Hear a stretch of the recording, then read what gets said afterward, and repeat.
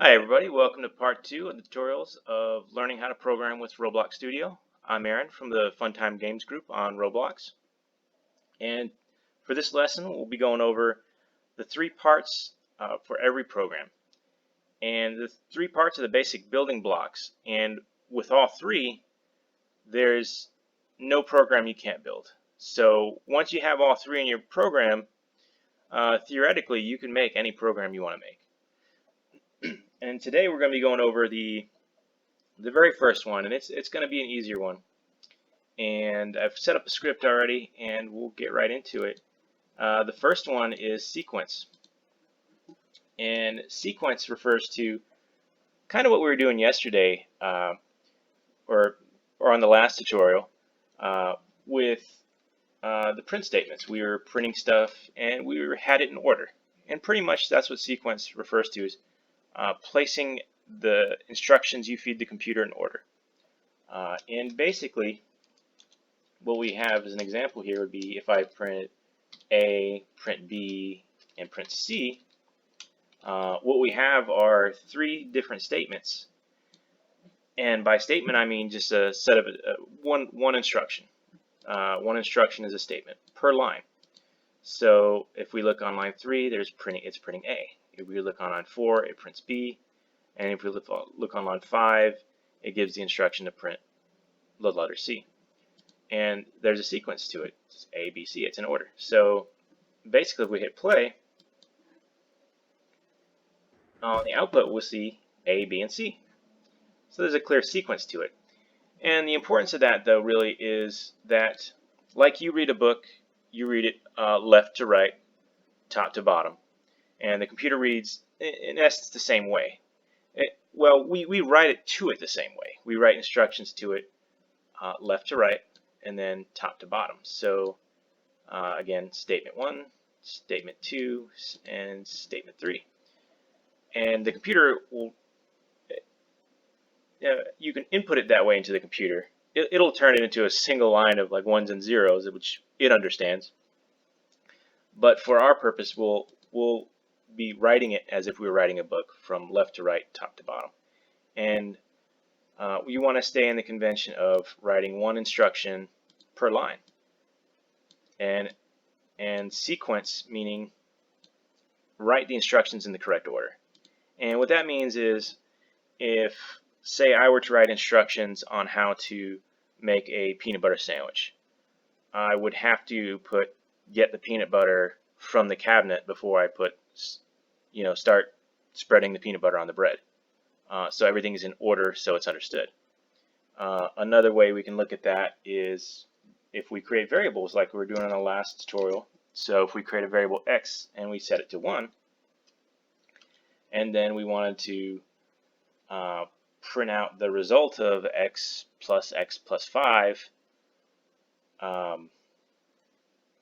and instead of that we put print x, well, now we're just going to see that x, we're just going to have 1 being printed out. What we wanted was x equals x plus 5. So because we have these out of sequence and out of order of instruction, we're going to have the wrong result. And basically what that means is that you have to write chapter 1 before you write chapter 2, so it makes sense to the reader. In this case, the reader is the computer, and so the result is your program will make sense, and it'll do what you want it to do. And that's the importance of sequence.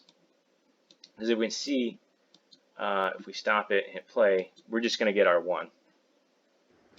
As you can see down in output here, it's just going to display 1. Now, that's not the result we wanted, so it's because of the basic building block, your sequence of instructions is out of order. And that's basically what the first tool in your toolbox to build any app you want to build is going to be sequence. You have to make sure you give the proper orders you give the proper instructions in the correct order. And if we did do that, instead of 1, we'd see that our program would get a different result. And if we place this after the 5, or after x plus 5, Our program gives us 7 instead of 1. So a bit of difference. And as your programs get more and more complex, you'll see the more and more importance to sequence and keeping things in the correct order they need to be. And to demonstrate even further today, on this tutorial, we're going to actually build a street light, which goes through its own sequence. It's going to go through a green. You're going to light up a green light, then turn it off, then turn on a yellow light, then turn it off, then turn on a red light. So there's a certain sequence it has to go through. So we'll give instructions to a street light. So to start, what we'll do is we'll use the same script, and that script is I have mine under, like before, under server script service. If you create a script under there, you just have to click on the plus sign that comes up over here and select script. And when that comes up, actually, well, you could do the same thing I do, is select everything on it. It'll probably be print hello, and you can clear it, and it'll be ready to start street example. And the first thing I'm probably going to do is go to the studio, and we're going to make sure we have the square thing, square part selected, and I already hit it. So when you're under home, under the toolbar, the top toolbar, you'll see you can change the different things. But when you're under home, you'll have a thing called part, and that'll add a part to the world. And when you click on it, you'll see exactly what I see. You'll have a part added, and it'll add to the right under workspace. And you'll notice it's indented, so you would say it's a child of workspace, because it's the parent to the part would be workspace. So this is important later on when we code this in. So what we're going to do is basically scale this up so it looks like actually looks like a street light. So you can scale it up with changing the top bar. There's a if you're under home, and then you'll look right under that, you'll have select, move, scale, and rotate. I've selected scale, and I can I mouse over these pull tabs, blue, red, and green. Each represent a different direction, so you can just click and hold and then drag up if you're not used to the studio. And so we got something that's kind of like a street light box, and we're just gonna actually rename the part. So to do that, we're gonna go back over to the right under workspace. You can see the name part, and we're just gonna, it's already selected, so we're gonna click on it just again, and it's gonna let us change the name of it. So we're gonna change it to just box, or whatever you want to name it. Really, this one is not going to be referenced. And what I mean by referenced is, if we left everything named part, you'd have four children under workspace named part. So if I were to tell you, or give you the instruction to change part to a different color, you would immediately say, well, if there's 4 of them, which one? And the computer's going to do the same thing. It's not going to understand. But what it really is going to do is it's just going to take the first one and do it, and that's what it does basically as a result. So you want to make sure we're going to change names of things so we can be precise when we select each item, and tell the program change this specific item, this color, or light this specific item up. So we have our box, and now we need the lights. So under part, there's also a drop down at the top here. So if you click on that, it's going to bring you different shapes of parts you can add. So I'm going to add the cylinder, and I'm immediately going to change the color on it. So I'm going to go back to the properties panel here, and I'll see brick color. It may not show on the tutorial here, but when you click over to the box on the right, you can change the color on it. And we're going to start with the bottom one, which I believe is green on a street light normally. And we're going to place it inside the box. And this, you may come across where it's not working for you. If it isn't, you want to make sure you're up top. If you're under home, the very top toolbar, home, and collisions is off. That will allow you to slide a part inside another part without having to issues with it. So now we want to just scale it up a little bit like we were doing before. Make sure it kind of looks to scale with the other box. And so now we have one light. And we're going to rename it like we did before. It's blue surrounding it. And it's already selected here. You can tell by the blue outline as well on the right side of the name. So we're going to click on it again and rename this one just green. And what we're going to do now is just make a duplicate of green. And to do that, you're going to make sure green's selected, and at the same time hit Control and D on the keyboard. And now you'll notice I have two greens, one above and one below box. So what happened was it's going to replicate it at the same position as the other one. So you're not going to see two because collision is off. So it's going to create an exact same spot. So now what I want to do is just bring it up. So there's a green box here that is really the arrow when I change it to move part, and I'm gonna click and hold and then drag it up, and I'll just rename this one also to yellow. Then I'll repeat the process again and duplicate the yellow to make the red one. So I'll select yellow, Control D. Now I have two yellows. So now I'm going to bring the selected one up. Bring this up. And gotta make the box a little bigger. Scale it up. And now I have to just rename this one red. Okay. And what I'm going to do is just change the colors so they're the right color as well. Yellow, and make sure that's yellow.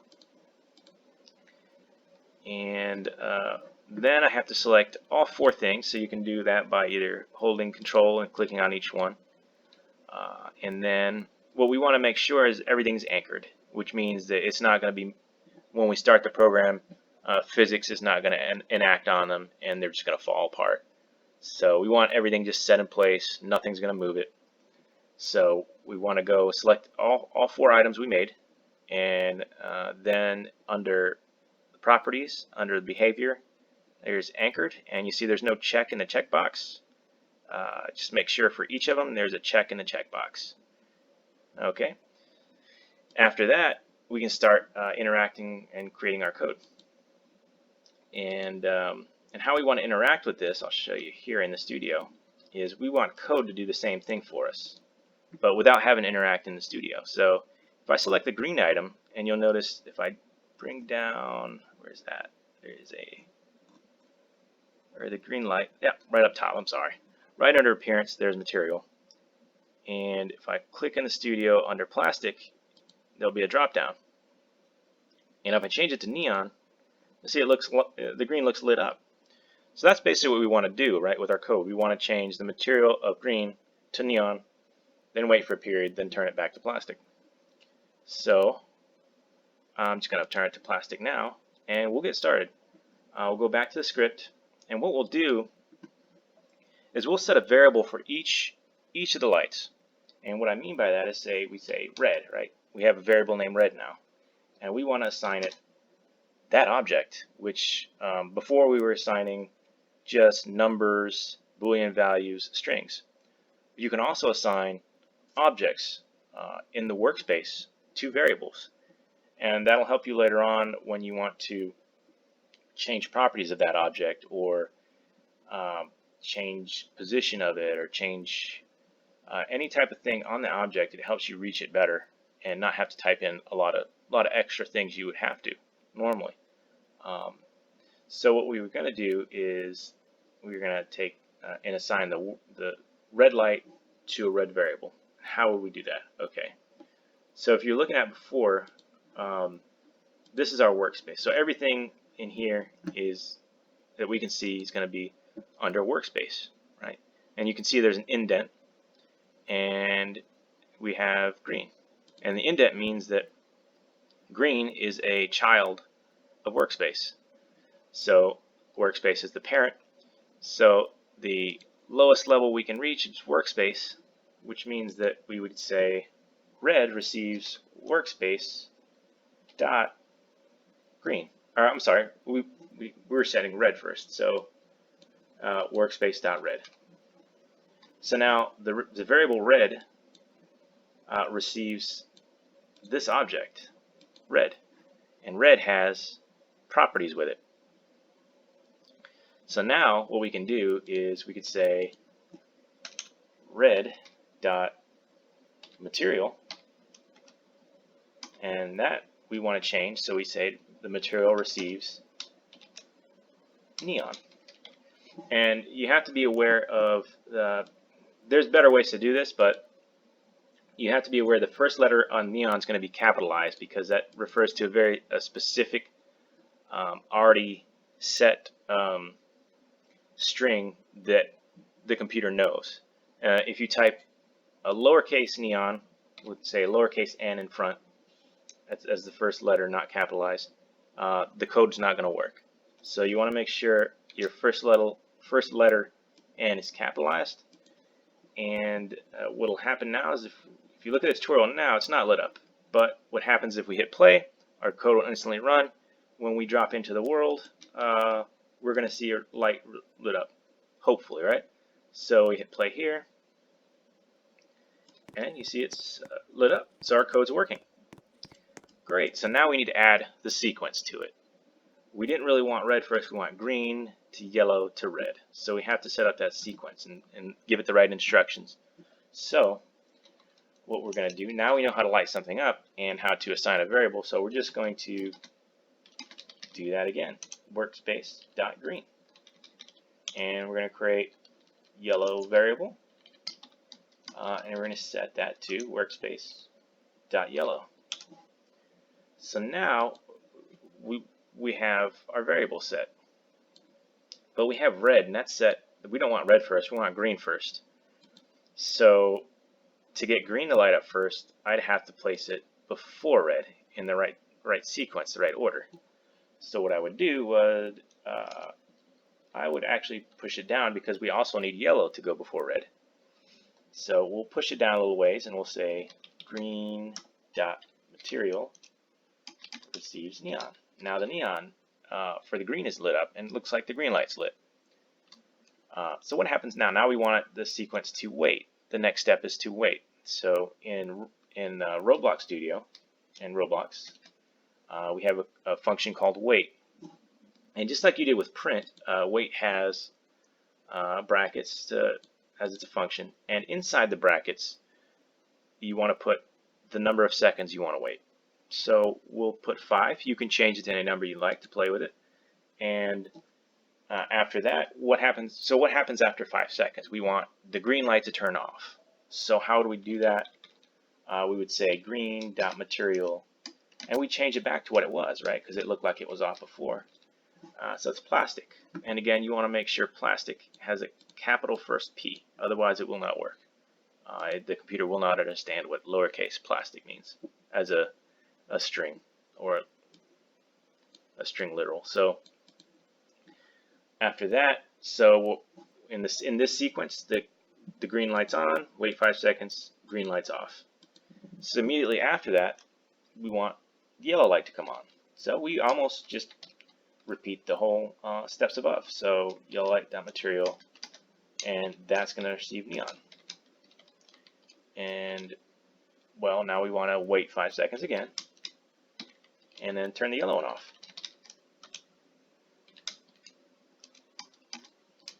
And we change it to plastic again.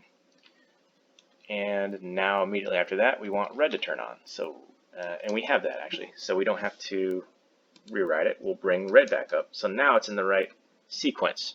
It's in the right order where it needs to be. So red's on, and we want to wait 5 seconds, and to complete the code, we want to turn off the red light, and everything will be off. Okay, so I think now everything's in order. Green, yellow, red, right? So what we'll do is we'll hit play and see what we've made. The green light's lit up, all right. I wait a couple seconds, and yellow light comes on. We have to wait a couple of seconds. Yellow light's off, red light's on, and the sequence is correct, right?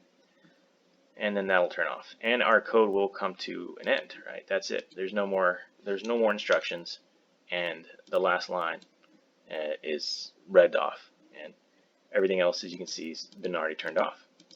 So that would be the end of the code. That will also be the end of the tutorial, or this tutorial.